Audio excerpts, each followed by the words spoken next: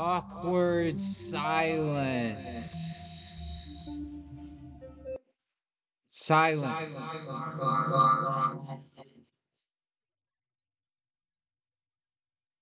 Silence.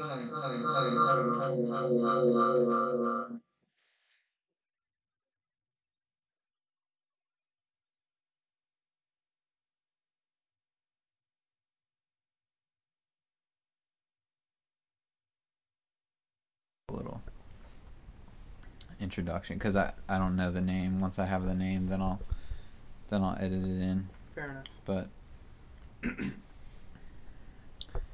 all right, so okay, here we are, and we got Chris McGowan with us, the genius of yours truly, Chris. Um, we're just gonna talk a little bit about creating, about different ideas that he has, and I'm just gonna ask him some questions. So yeah, let's just get started with how you got started. That was the first thing I wanted to talk about, ask you about. How I got started? Well, creatively or my current channel? Where would you like me to start? Creatively, let's start at the very beginning. Well, actually, I really have to get credit where credit's due to a couple of videos I watched as a kid. There was a farming video, Summer on the Farm, um, that basically was like this lady in the 90s filmed like her farm and like kids and stuff and activities and just put it to like music. And then I thought that was really cool how just like the montages were like put together. And then same thing, there was another Farm Country Head by a Frank Levine, I pronounce his name, that I watched as a kid. And the same kind of deal is like that same kind of concept of like filming and then putting its like background music. The background music was very 90s instrumental and just very, some of it was just very well edited, and I just love it. I'll watch it this day, and it's just like a lot of nostalgia. But that kind of gave me the idea, okay, people do this for a living. They just film stuff, put background music, and just like put on VHS. It was like, all right, that's kind of cool. But that's where it kind of started, like that whole concept of like, okay, editing stuff. And then there's a video I made uh like 5 years ago, this month actually. That's interesting. Called The Video I've Always Wanted to Make. And again, same thing, kind of like that montage thing. And um there's a song from, this is gonna sound really stupid, but again, it inspired me, so I have to thank it to where I'm at. There's a song from Thomas the Tank Engine called The Island Song. And I remember going on the DC Metro, I kid you not, and just putting that song to like riding the metro. So what I did was I took that song, one instrumental version, and I rode the metro 5 years ago and like put that whole thing together. So that was like my first true video idea that I had years ago as a kid before I had any thought of like video editing and stuff, but I was finally able to put it together. Wow, So that's so that's cool. Yeah, I did see the video you made of DC. I'm not sure if it's the same one, if you made yeah. multiple ones, but um, yeah, yeah, it's amazing how like those initial inspirations will keep coming back. Do you ever, like, if you're getting a creative block or something, do you ever go back to those initial videos that just inspired you? Sometimes, I like to fly a lot, and when I still, this is going to sound crazy, but that's what creatively inspires me. Like, I will be on the plane and I will, like, also have the plane being backed out of the terminal, heading onto the tarmac, and then taking off. Like, I will play that same music from those videos while I'm being backed, like, in this whole process. And, uh, and I've done this maybe like 20 times over, but it never gets old. The whole process of that. But when it comes to creative block, it's hard for me because a lot of the motivation is me trying, because I love editing. I love create. Well, I don't love editing. I love creating, but part of the block is me editing. Just like finding the time and finding the motivation. because when I finish it, I'm satisfied. But Yes. it's that whole process of doing it where it's like, oh, I don't want to edit. I don't want to spend Yes. time. Right. But you've done a lot of it. So Yeah. how have you got over that? Sometimes building goals for yourself, saying, okay, this month we're gonna dedicate a whole month to getting like a video out like every week, basically. And maybe I should do that. Maybe a good goal for myself. But that's what really motivated me, was also kind of like people want to see my footage. So it was like, okay, fine, I'll do it because people want to see my, like, genuinely people roast me to this day. Oh, we probably won't see this video for another 5 years when I like they know that I'm filming stuff. Yes. Like Yes. that's A little bit motivation. So that's helpful motivation for sure. Like, I mean, it's definitely nice to know like that someone's gonna appreciate what you put out, or somebody's waiting for it, like sort of expecting something. That would definitely motivate me. Um, yeah, yeah. I'm still at the point with my music and everything where I don't have much of an audience going, but it's like I think I'm doing it more for at the beginning before I have an audience. I'm doing it more like as a personal satisfaction. Like it feels good to have to accomplish those goals if I wanted to. I don't really have specific goals, but it's more just it's like uploading one video. It there is a satisfaction in it. It's like it feels like a completion. Like I completed this, then I can move on to the next project type thing. So it definitely feels good. Like there's a good feeling to finishing a project. And even if it's not, even if I don't think it was my best project, it still feels good to finish something. It's like, well, I learned something during this process. Like every time you edit, or every time you go through like an editing process, you're learning also. Like you're getting better. So that also is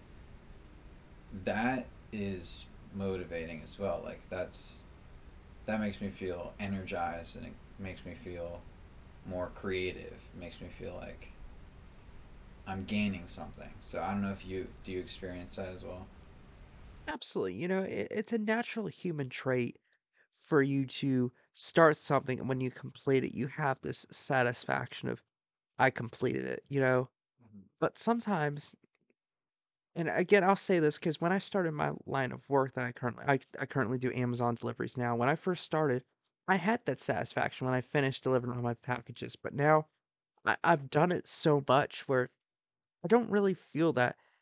I kind of do, but kind of don't, because I've done it so much. And again, some people experience that, and I can't speak for everyone, but you know, and it all works for everyone. It depends, honestly. Yeah, yeah.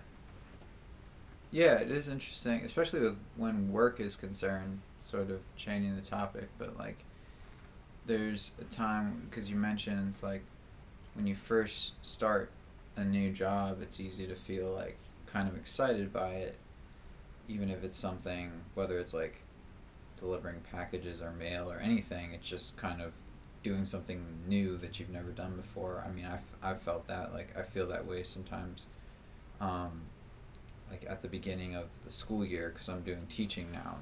It feels like meeting a bunch of new people, and just kind of the start of something new. And then sort of after a while, sometimes it can start to feel less exciting and maybe more mundane or boring. And so, and that also, I mean, when, so I guess what I'm trying to like ask or get at is with reference to the creative process and making like some sort of art or a video or something, and when does it then become more mundane, and then how, like, how do you deal with that when like something that you're passionate about then turns into something that's more mundane, and is that okay? Is that just natural for that to happen? It everyone creates differently. And again, I'm going to speak on my experience, but as we know, different creators go through this different, like, again, you start out like you said, on a very high note, and then eventually you kind of dip down where it's like your motivation kind of goes away and just the newness of it just kind of dies down. And speaking from experience, I can't really pinpoint it. I guess after doing it maybe about a year or so, and again, part of it was because I got busy with life, and you Mm-hmm. prioritize a lot of times the priority of things, and then it's like, well, I've worked all day. Do I want to spend an hour on editing when I could be Right. watching YouTube, decompressing my mind after a Yeah. long day of work? And to me, it's like Mm-hmm. you go from work, and this is just basically work, and it's no longer kind of fun in a sense. Yeah.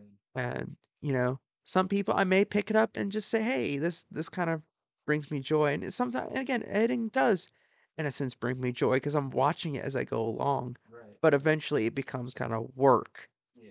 And but at the same time, when in that creative process, sometimes you get really, really focused. And when you finish that, you're like, "Oh, this is weird. I'm not in the work mode." I've had Yeah. that happen a couple times back during my creative years when I was Mm-hmm. uploading regularly to YouTube. Yeah. It's super cool. I mean, that's something I've been thinking about because there's sometimes when I'll try to do something creative like in the beginning of the day or like early on. It doesn't always can't always do it if I have to go to work early, but something about like getting in the creative mindset before I go and do my work or something. It kind of helps me to think better almost like you like do better at my work if I'm already in a creative mindset. And and so yeah, that's something that it's yeah, I just think is interesting. Um, but yeah, when do you think can you feel it? Like, do you notice when it's happening when you're going from the creative to the work mode and then back to the creative? Do you notice, or sometimes you said like it just kind of snuck up on you and all of a sudden you felt like you didn't feel like you were working anymore and it was just kind of like, you know, maybe it just happened. It's just hard to notice. I don't know. Again, it's hard to pinpoint stuff with my kind of creative burnout in a sense. Um, Again, a lot of it was just I got busy with life, and my priorities went from like editing to uh doing you know work stuff and trying to earn money, and then Yeah. you know coming home from that, and it's like I just want to decompress, Right. like I said, and editing didn't really offer that in my sense. It Yeah. actually used to, I'll be straight up honest, it kind of used to at one point Yeah. help with the decompression, but eventually I did it so much it just felt like more work, and Yeah. it's easier to click on a YouTube video and just kind of decompress. And same thing with my line of work. I work 10 hours a day, and you know, when I get home, I don't usually think about editing and stuff. Mm. But, when I'm driving home, I'll watch YouTube, and just when I get home, I'll continue to watch YouTube till I go to bed. But again, it just, I want to be more creative. But at the same time, though, I have to have a balance, Yeah. you know, and part of it's procrastination. Like, I struggle with procrastination, and that's another part of it too. Is like, oh, I'll put it off to tomorrow. Well, I'll put it off to tomorrow. And it's like tomorrow comes and you won't put it off. Like, no one who I don't have a deadline. Like, I don't have like a person over my head saying, "Oh, you got to upload by this date." Yeah. And because of that, I've unfortunately, I have 100+ video projects on my hard drive that should be edited over the span of 5 years or so, from different trips and different stuff. And who can I blame? Me. I'm the one who didn't step up and do it. And again, if I really motivated myself, I could have probably had them all done. But again, part of it was just like, oh, I'd rather watch YouTube. Oh, I'd rather procrastinate. Again, part of it's on me. Part of it's just on my life circumstances. And, we all go through those phases. And I think every creator goes through that making videos at some point. And again, I look at my friend Chris, who has been making videos for 10 years, 9 years on his current channel. He doesn't upload very much, and part of it's because he's in the middle of college.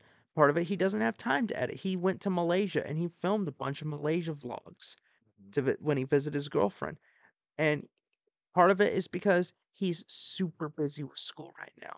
And every free time he gets, he's usually occupied with school. He's usually doing this. And so part of it is just we're occupied with other things that are more important in our lives that we think is more important.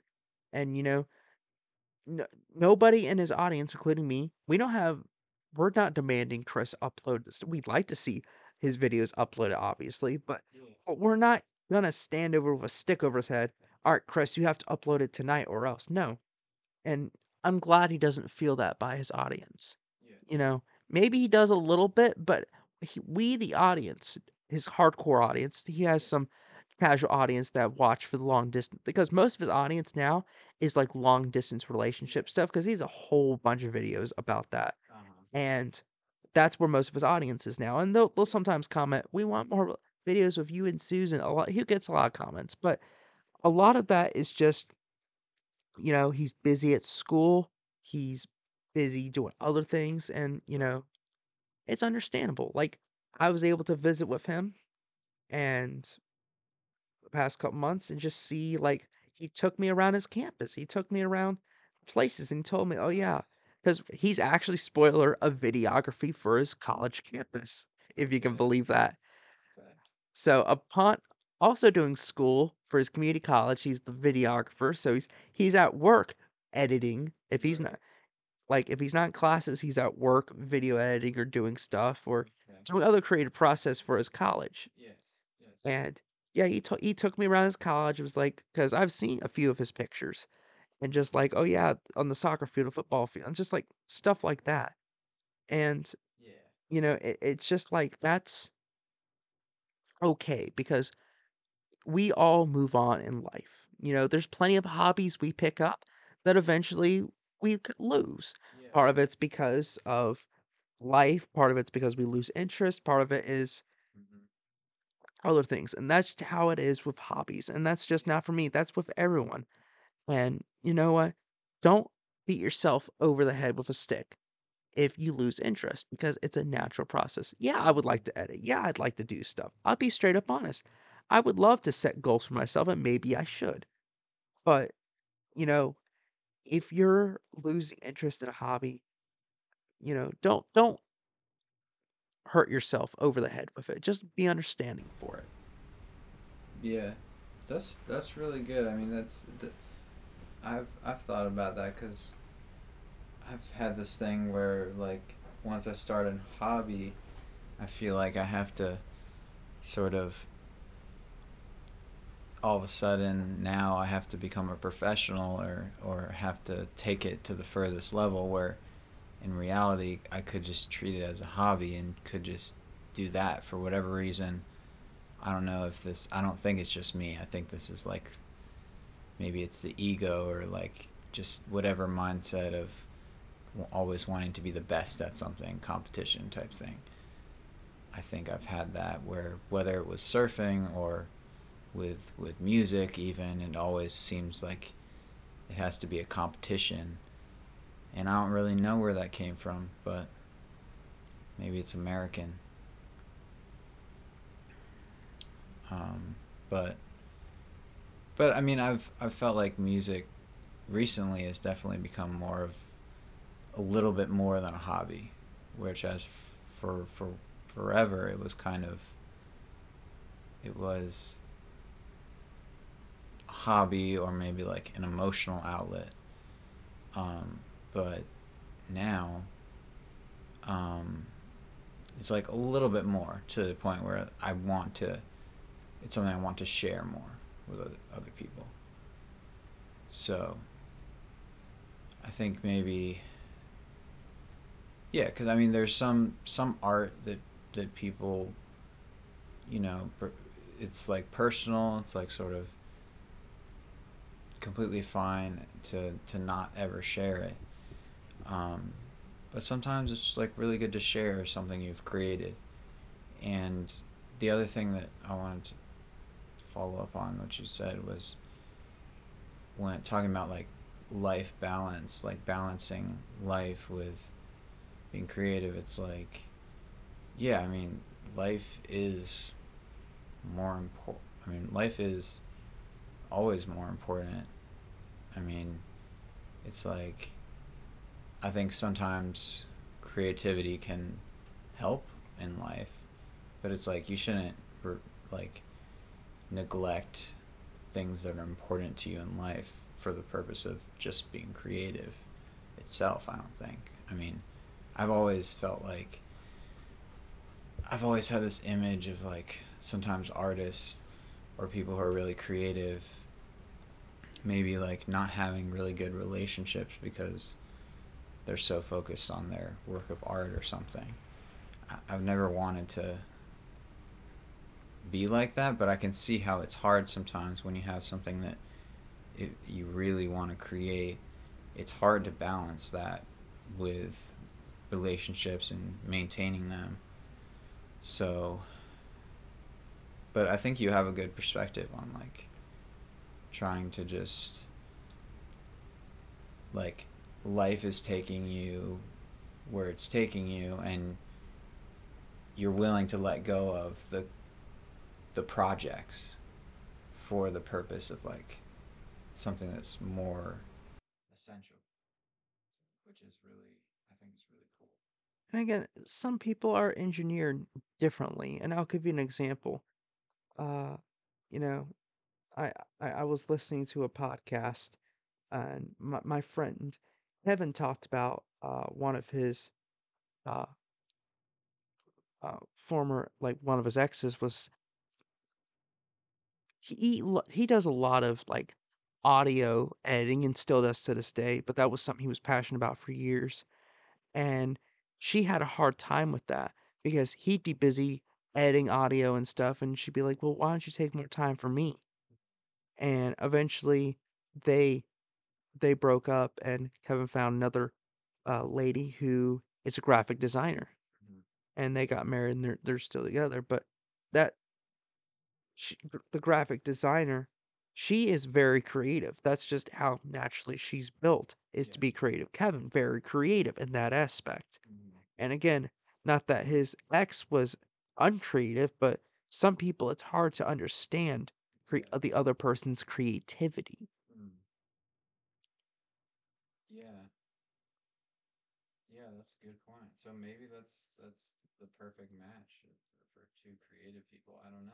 And there are people who compromise that are creative that may say, "All right, I'll spend more time." Again, there are those people who will compromise. Every relationship you have to make compromises, but Mm-hmm. you know, you have to figure out, is this going to help me or hurt me long term? If there's conflict with that. And I'm saying for myself, I'm single, so maybe I shouldn't talk there. But what I'm saying is like, you want to have common goals, and I think both of the partners being creative or in some sort of capacity is a good thing to strive Mm. for. Yeah. Yeah, definitely. No, I mean, I think you have some wisdom, even as a single man. Got some wisdom for sure. Um, yeah, I'm definitely still trying to learn that, trying to figure it out. I think everybody's trying to figure that out. No one has that. No one has that completely understood. Still a mystery. Awkward silence. Silence.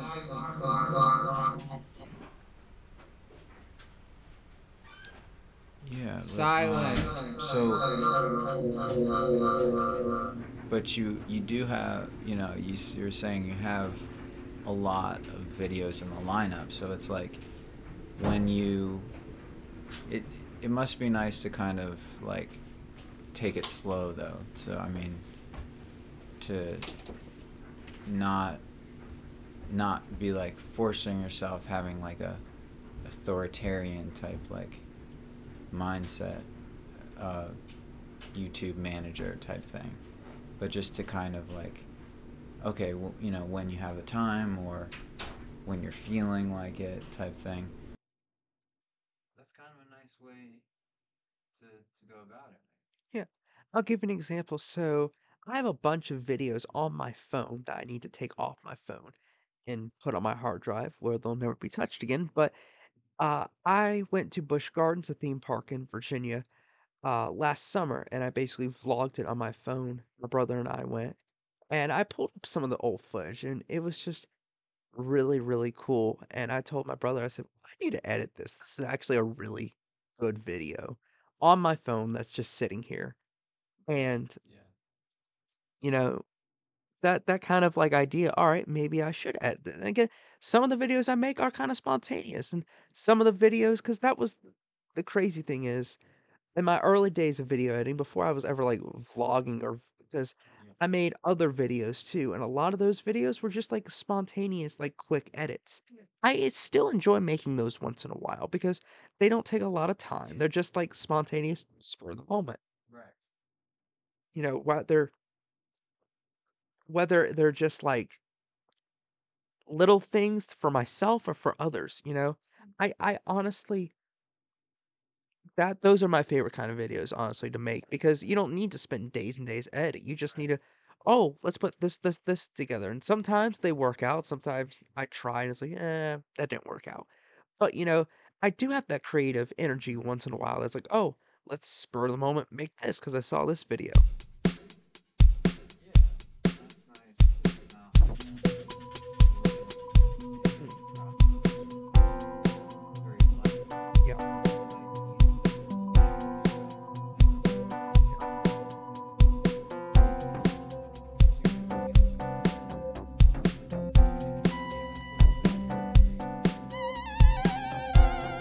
Awkward silence. Yeah, exactly. Silence.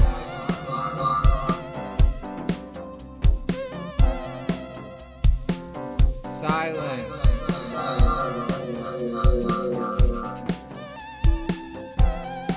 So the hardest project I've ever done, and I'm still really proud of this because I know how much work I put into it, Yeah. was my friend Chris Howard, who I mentioned earlier, like 6, 7 years ago. Wow, it's been a while. I made a full video of taking clips of his videos to the song Never Gonna Give You Up. And that took me 4 months to make of consistent work. Like every day I was working on that from like 8 p.m. to like midnight. Wow. And it was just like, and it was like it was like a go, go, go kind of deal every day. Yeah. And I learned a lot. It taught me a lot. It put in this mindset. And again, I had an end goal of trying to get it done by a certain point, and which I kind of made, which I actually did, thankfully, Yeah. with a few days to spare. But it was a long and grueling project. And I'm still, to this day, that is my favorite video I've ever made because Yeah. I put so much blood, sweat, and tears into that. Yes. And looking back, there's a couple rough places in editing and stuff, and Yeah. that's but I'm proud of that because I know I took the time. And again, I was in that mindset for many months, just work, work, work, go, go, go, go. And then when I clicked finish, I was like, wow, what's next? Like it was just like I was in this work mentality for so long that I couldn't like get rid of it. Wow. Wow. That's pretty intense. So that was the video Yeah. where yeah. But yeah, you put so much effort into it, or so much love into it. I did. Really loved on that video. So I feel like that's what yeah, and that really shows, like, that really pays off when you do that. So, but yeah. Um,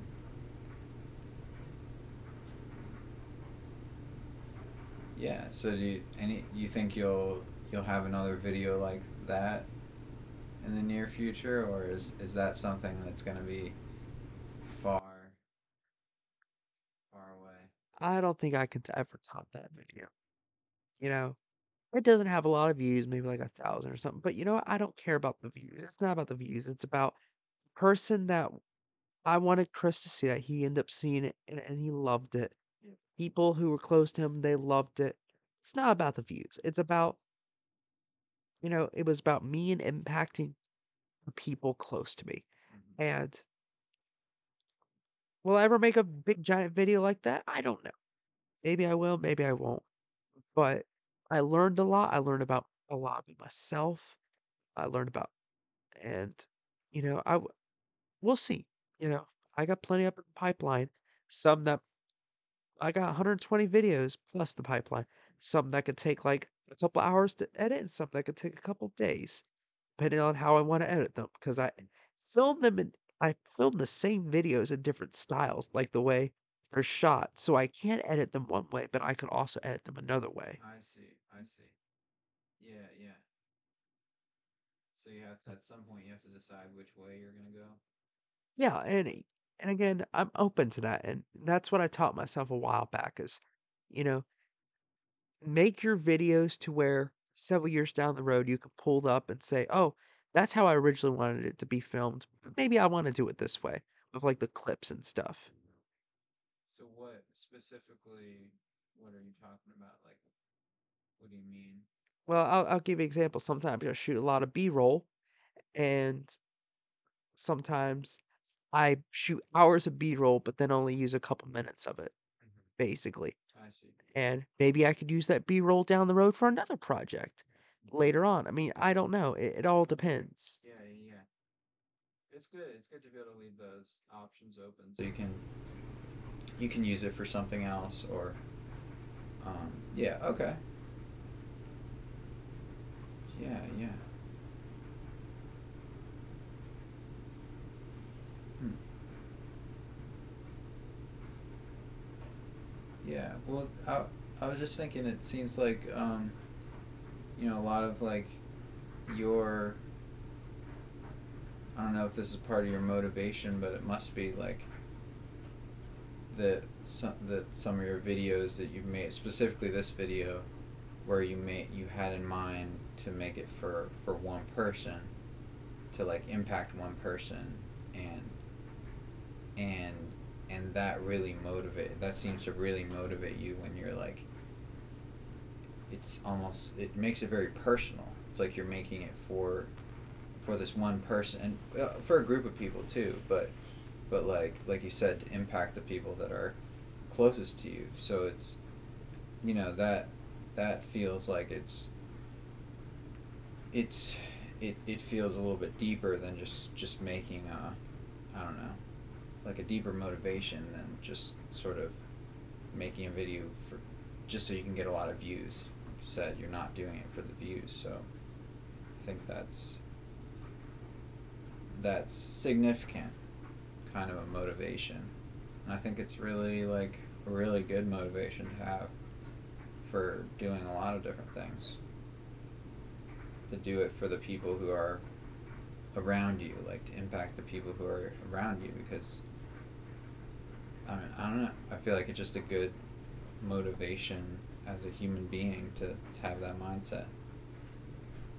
I feel like I want to try to have that mindset as well. Sometimes I feel I'm just, I don't know, maybe if I'm just thinking about myself or thinking selfishly, I think sometimes when I think about my creative projects, sometimes they're just for me.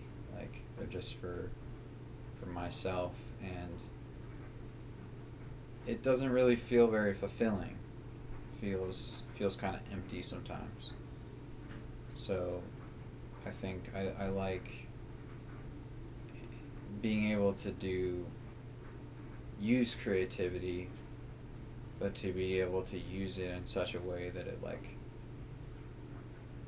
it's also for other people, which is, I think it's hard to find that balance, but I think that's super cool to be able to find that.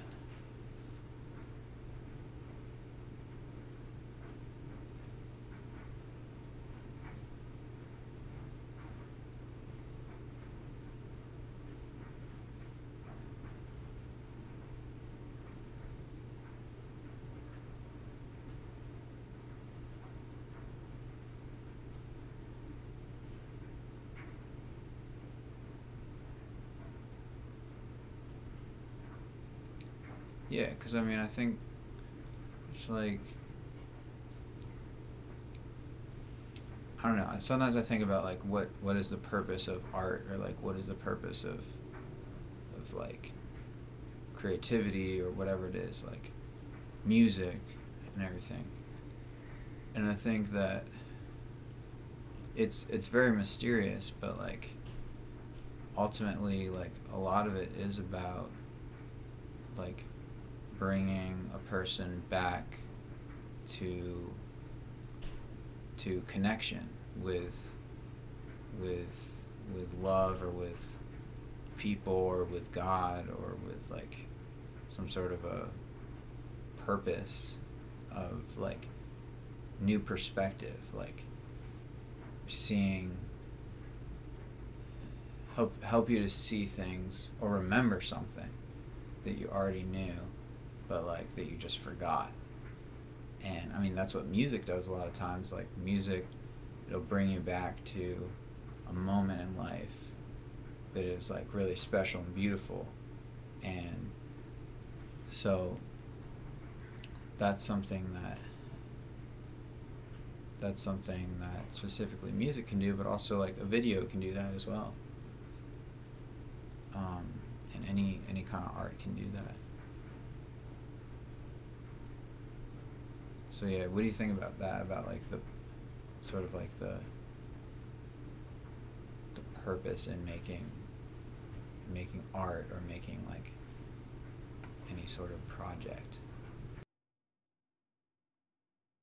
We're all gifted with different, you know, things, different creative abilities. You make music. I'm not much of a musician myself, but I've enjoyed making videos. I enjoy a little bit of photography. I'm not great at that, and I'll be straight up honest. I'm not. There's so many people better than I am at it. But you know what? It's not about that. It's what brings me joy. You know, I picked up my DSLR camera for the first time in years last week, and me and a couple friends went out and did some street photography in small towns. And I just had the most glorious time just picking up the camera, feeling it, taking pictures. Like, I even challenged myself to use my zoom lens and a manual, two kind of difficult things. And some of the pictures turned out great, some of them didn't. But it was a good challenge of me to, you know, I wasn't at level one, but, I hadn't touched it in a while. I was like, all right, let's see if I really know how to use this. Excuse me. Yeah, yeah. And I just had an amazing time. And, you know, am I going to be a professional photographer? Probably not. No. Am I going to be a professional videographer? I don't know. It'd be cool, but I'm far from it.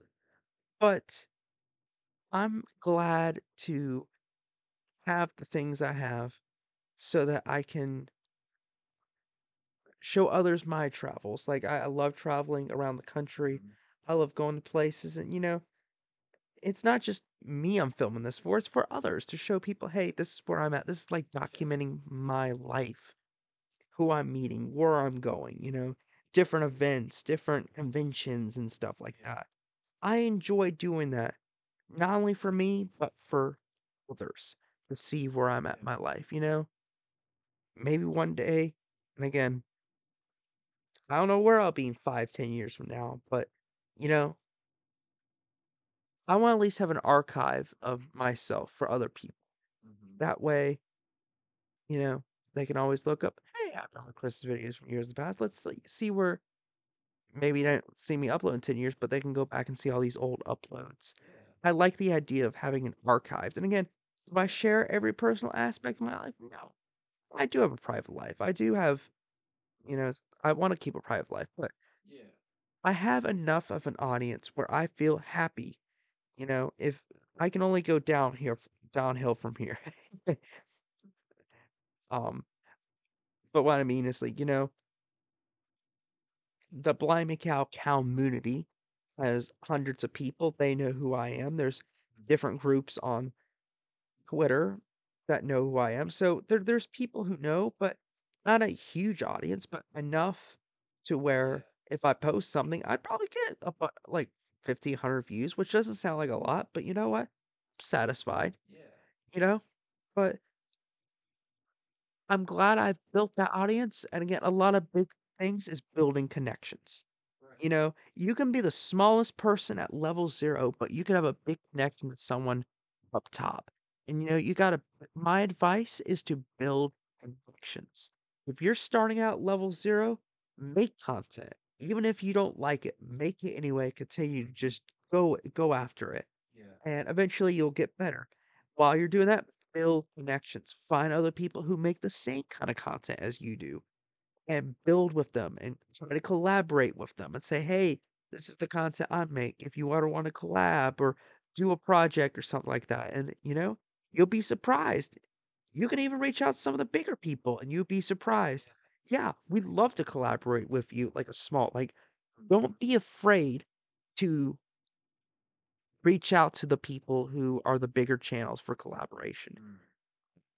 because those people were at one time at your point. They were one time at the very bottom.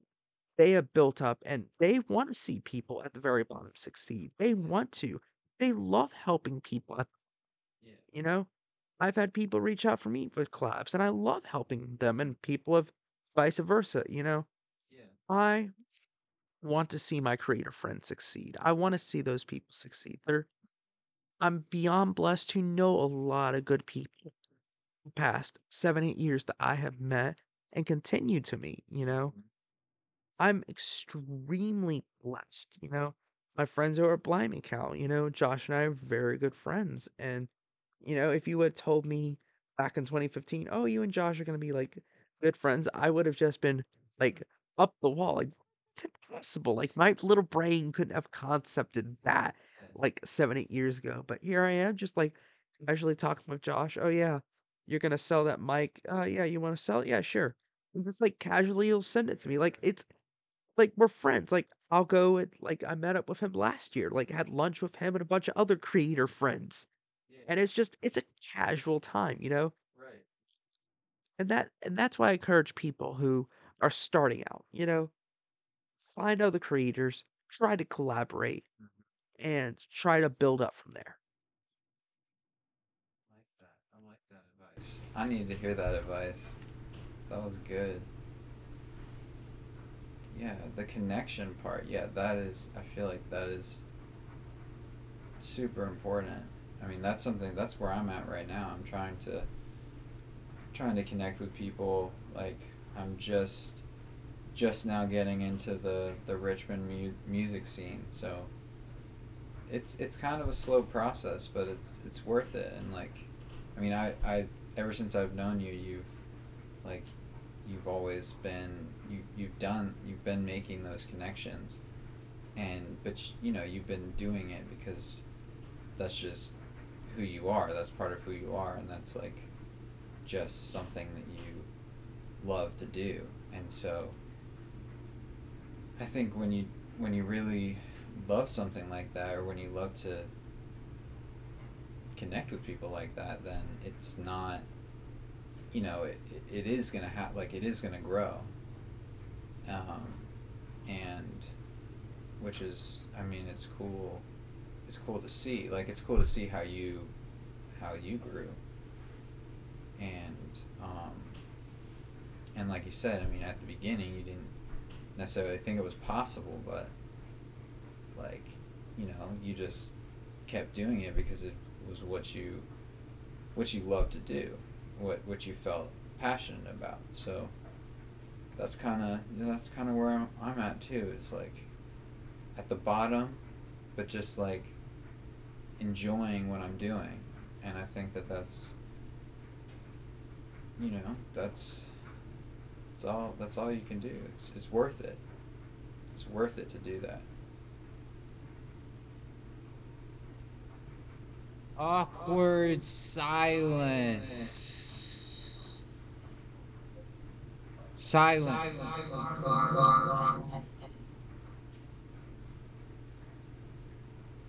Silence.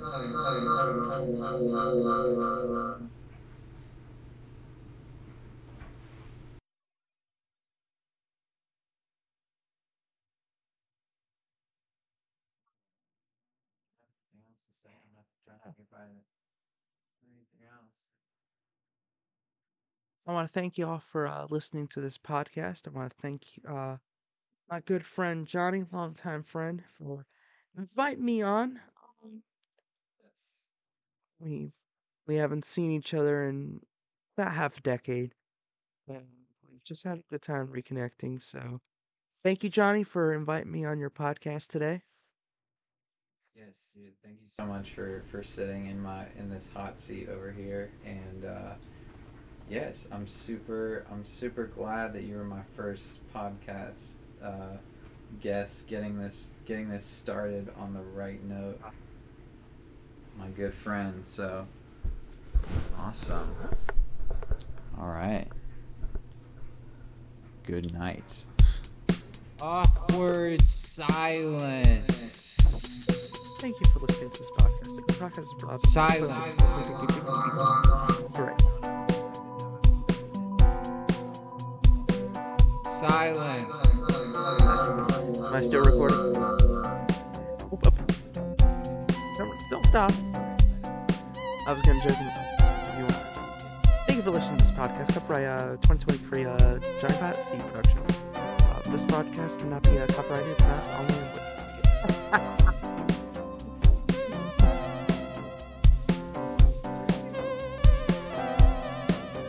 this broadcast cannot be copied or downloaded, only with written express permission of Johnny Pat. No, I'm kidding.